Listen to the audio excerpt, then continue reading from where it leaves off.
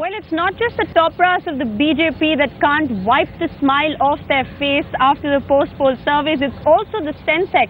The Sensex, remember, is at an all-time high of 24,000 points after the post-poll surveys. Clearly, Shiv, the market's responding very positively to a BJP-led NDA government. Just like they did in 2004, except everyone knows what happened there, and a huge number of people actually lost a lot of money at that time, Rishika, because they'd put in money based on the exit polls, because of the way the Sensex had responded, and then the post-poll result completely shattered those dreams of some of those investors.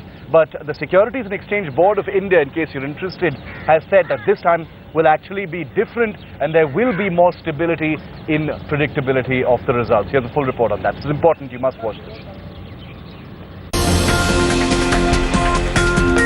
Third straight day when the Sensex hit a new high, surpassing the 24,000 level during trade, eventually settling for 23,871. In 3 sessions, the markets have gained over 1,500 points. So has the Modi mania that is driving the rally gone overboard? Well, in the 3 scenarios that you've said, NDA gets 300 plus, there could be some more movement.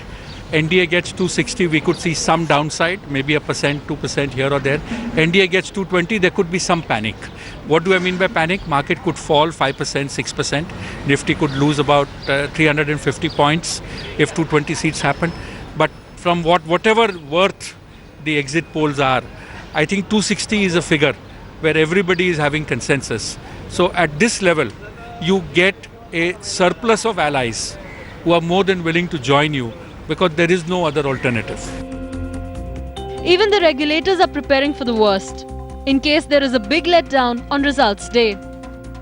For the record, however, both RBI and the SEBI say that there is nothing to worry about.